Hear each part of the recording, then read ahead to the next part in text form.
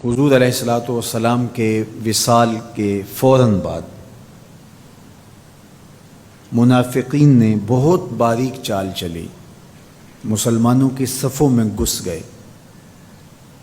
بظاہر لبادے ان کے مسلمانوں والے تھے، تو انہوں نے مسلمانوں سے کہنا شروع کر دیا، لو جی کہانی ختم ہو گئی، ساری رونقیں حضور کے دم سے تھیں، نمازیں تھیں، روزے تھے، لوگ اپنے اموال کی زکوٰۃ دیا کرتے تھے، حج کا اجتماع تھا، یہ سب کچھ ختم ہو جائے گا۔ اب کون مال خرچ کرے گا؟ کس نے جان راہ خدا میں قربان کرنی ہے؟ کوئی سحر کے وقت اٹھ کے کیوں مسجد میں آئے گا؟ بظاہر لگتا تھا کہ یہ بڑی ہمدردی اور دلجوئی سے حقیقت حال کو بیان کر رہے ہیں، لیکن اس کے اندر چھپا ہوا ظاہر تھا۔ جو نئے قبائل اسلام لائے تھے، یہ خبر جب ادھر پہنچی تو انہوں نے ارتداد کا رستہ اختیار کر دیا۔ بہت سارے قبیلے، آپ پڑھیں تاریخ، مرتد ہو گئے۔ کسی نے زکوٰۃ دینے سے انکار کر دیا، مسیلمہ کذاب نے اپنی جھوٹی نبوت کا دعویٰ کھڑا کر دیا۔ حضرت صدیق اکبر کا دل زخمی ہے، کلیجہ زخمی ہے، لیکن اب اس صورتحال کا جب آپ نے مشاہدہ کیا تو آپ آگے بڑھے اور ایک اونچے ٹیلے پہ کھڑے ہوئے لوگوں کو اشارہ کیا۔ لوگوں نے جناب ابو بکر رضی اللہ تعالیٰ عنہ کو دیکھا تو ادھر لپک کے آ گئے۔ تو حضرت ابو بکر صدیق رضی اللہ تعالیٰ عنہ نے مختصر خطاب کرتے ہوئے آپ نے کہا، لوگوں مجھے ایک بات بتاؤ، تم اللہ کی عبادت کرتے تھے کہ رسول اللہ کی عبادت کرتے تھے؟ لوگوں نے کہا کہ ہم اللہ کی عبادت کرتے تھے۔ تو کہا کہ اگر تو تم رسول اللہ کی عبادت کرتے تھے تو حضور وصال کر گئے، اور اگر تم اللہ کی عبادت کرتے تھے تو وہ آج بھی حی ہے، لا یموت ہے، اسے موت ہے ہی نہیں۔ پھر کہا، جس دین کے لیے میرے اور آپ کے آقا و مولا نے اپنی ساری زندگی لگا دی، کیا حضور کے وصال کر جانے کے بعد تم اس دین کو چھوڑ دو گے؟ تو لوگوں نے کہا، کیوں چھوڑیں گے؟ تو کہا، پھر اٹھو اور دین کا جھنڈا لے کے پوری دنیا پہ چھا جاؤ۔ تو آپ نے لوگوں کو سنبھالا۔ تو حضرت عبداللہ ابن مسعود رضی اللہ تعالیٰ عنہ فرماتے ہیں کہ اگر حضرت ابو بکر رضی اللہ تعالیٰ عنہ کے ذریعے سے اللہ ہمارے اوپر احسان نہ کرتا تو ہم ہلاک ہو جاتے۔ اس امت کو بکھرنے سے بچایا ہے، شیرازہ متحد رکھا ہے، تو وہ ذات سیدنا صدیق اکبر رضی اللہ تعالیٰ عنہ۔ اور حضور یہ سارے اشارے دے کر گئے تھے۔ ایک خاتون آئی، کوئی کام تھا اس کو، اس نے کہا، تو حضور نے فرمایا پھر آنا۔ تو اس نے کہا کہ اگر میں پھر آؤں تو آپ نہ ہوں۔ اس کی مراد یہ تھی کہ آپ وصال کر گئے ہوں۔ تو آقا کریم علیہ السلام نے فرمایا، اگر میں نہ ہوا ابو بکر تو ہوں گے، میں نہ ہوا تو ابو بکر کے پاس آ جانا۔ اللہ اکبر۔ حضور نے حضرت ابو بکر رضی اللہ تعالیٰ عنہ کو اپنی زندگی میں مصلی پہ کھڑا کیا۔ ترمذی کے لفظ ہیں، حضور نے ارشاد فرمایا، لا ینبغی لقوم فیہم ابو بکر ان یؤمہم غیرہ، کسی قوم کے لیے مناسب ہی نہیں ہے کہ ابو بکر ان کے اندر رہتا ہو اور امامت کوئی اور کروائے۔ مروا ابا بکر فلیصلی بالناس، ابو بکر کو حکم دو کہ وہ لوگوں کو نماز پڑھائے۔ اور پھر مصلی پہ جا کے حضرت ابو بکر کھڑے ہوئے۔ 17 نمازیں حضور علیہ الصلوۃ والسلام کی حیات طیبہ کے اندر حضرت ابو بکر نے پڑھائی ہیں۔ اللہ اکبر۔ فرمایا، ما نفعنی مال احد قط ما نفعنی مال ابی بکر، مجھے کسی کے مال نے اتنا نفع نہیں دیا جتنا ابو بکر کے مال نے دیا۔ اللہ کے علاوہ اگر میں کسی کو خلیل بناتا تو ابو بکر کو بناتا، لیکن اللہ میرا خلیل ہے، جنہیں سیدہ کہول اہل الجنہ کہا گیا، جنت کے بوڑھوں کے سردار بنائے گئے۔ حضور نبی رحمت صلی اللہ علیہ وآلہ وسلم کی نیابت اور حضور علیہ الصلوۃ والسلام کی خلافت کا تاج ان کے سر پہ رکھا گیا، جن کی صحابیت کو میرے رب نے قرآن میں بیان فرمایا، اذ یقول لصاحبہ لا تحزن ان اللہ معنا۔ جب غار ثور میں حضور علیہ الصلوۃ والسلام سیدنا ابو بکر رضی اللہ تعالیٰ عنہ کی گود میں سر رکھ کے لیٹے ہوئے تھے، سانپ ایڑی پہ ڈنگ کے ڈنگ لگا رہا ہے اور آپ اپنی ٹانگ کو جنبش نہیں ہونے دیتے۔ آنکھوں کا حلقہ توڑ کے آنسو حضور کے رخسار پہ گرتے ہیں، اور آقا کریم بیدار ہوتے ہیں، اور بیدار ہو کے پوچھتے ہیں مالک یا ابا بکر، ابو بکر کیا ہوا؟ ادب کے اس قرینے کو جناب سیدنا صدیق اکبر نہیں بھولتے، کہتے ہیں فدا کا امی و ابی یا رسول اللہ، لو دیکھ تو حضور میری ماں بھی آپ کے قدموں پہ قربان جائے، میرا باپ بھی آپ کی راہوں پہ نچھاور، میرا قبیلہ میرا خاندان آپ کے قدموں پہ قربان، مجھے سانپ نے ڈس لیا ہے۔ تو محبت کا یہ اسلوب اور الفت کا یہ طریق آپ کو یہاں ملے گا کہ انداز الفت نہیں چھوڑتے۔ تو سانپ کا کام تو ڈسنا ہے، چاہے وہ غار میں ڈسے یا اسلام آباد میں بیٹھ کے ڈنگ لگائے، وہ تو ڈستا رہے گا، لیکن ابو بکر حضور کی محبت کے ترانے پڑھتا رہے گا۔ سیدنا صدیق اکبر کی سب سے بڑی آرزو جب پوچھی گئی تو وہ یہی تھی کہ آنکھیں میری ہوں، چہرہ حضور کا ہو، نہ چہرہ ہٹے نہ آنکھیں تھکیں، دیکھتا رہوں اور دیکھتا رہوں۔ اس واقعہ کی حکایت قرآن نے بیان کی ہے۔ اذ یقول لصاحبہ، صحابی کا ٹائٹل قرآن نے حضرت سیدنا صدیق اکبر کے نام کیا ہے، اس لیے حضرت سیدنا صدیق اکبر کی صحابیت کا انکار کفر ہے۔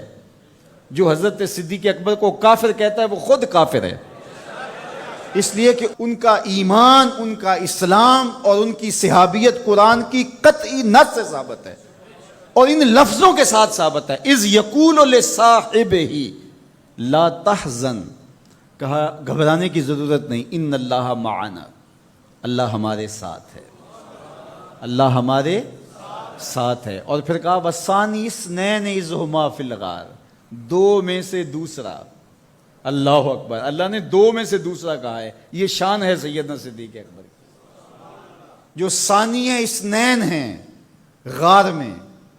اللہ اکبر، یار کہتے ہیں حضور کا سایہ نہیں تھا، لیکن جناب ابو بکر سائے کی طرح حضور کے ساتھ رہے، قبر کے بھی ساتھی، بدر کے بھی ساتھی، سفر کے بھی ساتھی، حضر کے بھی ساتھی۔ تو حضرت صدیق اکبر رضی اللہ تعالیٰ عنہ کی صحابیت قطعی نص سے ثابت ہے، اور سیدنا صدیق اکبر رضی اللہ تعالیٰ عنہ حضور علیہ الصلوۃ والسلام کے خسر ہیں، حضور کی بیٹی سیدہ عائشہ ام المومنین۔ حضرت سیدنا صدیق اکبر رضی اللہ تعالیٰ عنہ کا دایاں ہاتھ حضور نے اپنے ہاتھ میں پکڑا ہے، اور بایاں حضرت عمر کا ہاتھ پکڑا ہے، اور حضور ایسے مسجد نبی سے باہر نکل رہے ہیں، اور کوئی شخص داخل ہوا تو فرمایا قیامت کے دن ہم ایسے ہی اٹھائے جائیں گے، دائیں ہاتھ میں ابو بکر کا ہاتھ ہوگا، بائیں ہاتھ میں عمر کا ہاتھ ہوگا۔ اللہ اکبر، یہ ہیں حضرت ابو بکر رضی اللہ تعالیٰ۔ جو بدبخت سیدنا صدیق اکبر رضی اللہ تعالیٰ عنہ کے ایمان پہ شک بھی کرے وہ مومن نہیں رہتا۔ یہ وقت بھی آنا تھا ہمارے اوپر کہ پاکستان کے دارالحکومت میں کھڑے ہو کر کے سیدنا صدیق اکبر رضی اللہ تعالیٰ عنہ کے بارے میں ایسے نازیبہ کلمات کہے جانے تھے، استغفر اللہ، العیاذ باللہ۔ حضور علیہ الصلوۃ والسلام نے ارشاد فرمایا اذا رأیتم الذین یسبون صحابی فقولوا لعنۃ اللہ علی شرکم۔ عبداللہ ابن عمر سے روایت ہے، حضور نے فرمایا اگر تم کچھ لوگوں کو دیکھو کہ میرے اصحاب کو گالی دیتے ہیں اور تم کہو تمہاری شر پہ اللہ کی لعنت ہو، یہ حضور نے حکم دیا ہے کہ یہ اس کے جواب میں کہو۔ اور ایک حدیث کے لفظ ہیں، حضور علیہ السلام نے ارشاد فرمایا من سب اصحابی فعلیہ لعنت اللہ والملائکۃ والناس اجمعین، جو میرے اصحاب کو گالی دے اس پر اللہ کی بھی لعنت، فرشتوں کی بھی لعنت، اور تمام مخلوقات کی بھی لعنت۔ تو یہ ملعون جو حضرت سیدنا صدیق اکبر اور دیگر اصحاب کو بھونکتے ہیں اور ان کے بارے میں نازیبہ کلمات کہتے ہیں، ان کی شر سے اس ملک کو پاک کرنا چاہیے۔ چنگاری جب بھڑکائی جاتی ہے تو پھر پورے شہر جل جاتے ہیں۔ 7-8 سال قبل کی کہانی ہمیں یاد ہے کہ کیا دردناک لمحات ہوتے تھے، روزانہ لاشیں اٹھانی پڑتی تھیں، وہ ایسے ہی ناعاقبت اندیش لوگوں کی وجہ سے ہوا۔ اگر اداروں نے اس میں تساہل برتا، سستی سے کام لیا، یا کسی شخص کی خوشنودی کے لیے انہوں نے پس و پیش کیا تو یا معاملے کو گول مول کرنا چاہا تو حالات کنٹرول میں نہیں رہیں گے۔ یہ بھڑکائی ہوئی آگ ملک کو خاکستر بنا سکتی ہے۔ اللہ میرے وطن کی حفاظت فرمائے۔ یہ ملک قربانیوں سے حاصل کیا گیا ہے، اور اس کے امن کو بحال کرنے کے لیے ہمارے اداروں نے بہت محنت کی ہے، بہت لوگوں نے قربانیاں دی ہیں۔ تو ایسے ناہنجار لوگوں، ایسے بدبخت لوگوں کو فوراً قانون اپنی گرفت میں لے، اور ایسے بد زبانوں کو لگام دینی چاہیے کہ جو اصحاب رسول کو بھونکتے ہیں اور اتنے سخت جملے کہتے ہیں۔ معاذ اللہ سیدنا صدیق اکبر کو کافر کہا جائے گا؟ جو صدیق میرے نبی کے دل کا چین ہے، جو اسلام کی بہار ہے۔ عبداللہ ابن مسعود فرماتے ہیں ہم بچے ہی ابو بکر کی وجہ سے تھے، ورنہ ہلاک ہو جاتے۔ جس ابو بکر رضی اللہ تعالیٰ عنہ کو حضور نے مصلی پہ کھڑا کیا، جس ابو بکر رضی اللہ تعالیٰ عنہ پہ اتنا اعتماد تھا کہ ہجرت والی رات ان کا انتخاب کیا۔ حضرت سیدنا عمر رضی اللہ تعالیٰ عنہ نے حضرت ابو بکر رضی اللہ تعالیٰ عنہ کا ذکر کیا اور رو پڑے اور کہا کہ ابو بکر میری زندگی کی ساری نیکیاں لے لے اور غار والی ایک نیکی مجھے دے دے۔ اور پھر کہا کرتے تھے کہ کاش کہ میں ابو بکر کے سینے کا بال ہوتا۔ ابن جوزی نے لکھا ہے کہ ہمارے بزرگ اور اسلاف جو تھے وہ ابو بکر و عمر رضی اللہ تعالی عنہما کی محبت اپنی اولاد کو یوں سکھایا کرتے تھے جیسے قرآن کی آیتیں سکھائی جاتی۔ ان کی محبت اولادوں کے سینوں میں راسخ کیا کرتے تھے۔ معمولی سی میل بھی سیدنا صدیق اکبر کے بارے میں برباد کر دیتی ہے۔ اللہ کے نبی کا ہر صحابی با کمال ہے، لیکن ابو بکر ہے۔ جے شک ہووی تے چل مدینے، جے شک ہووی تے چل مدینے، آ ویخ لے جوڑ مزاراں دا، بن یار نبی دیاں یاراں دا۔ تو ان سے ہماری محبت کا رشتہ استوار ہے۔ تو جس شخص نے بھی یہ جملہ کہا ہم اس کی مذمت کرتے ہیں۔ مذمت تو لفظ بہت چھوٹا ہے، اس کو قرار واقع سزا دیجئے۔ وہ بدترین انسان ہے روئے زمین پہ، اور اس سے کوئی روح رعایت نہ رکھی جائے تاکہ آئندہ ایسے راستے بند ہو۔ اداروں کو اس پر فی الفور نوٹس لینا چاہیے قبل اس سے کہ حالات ہاتھ سے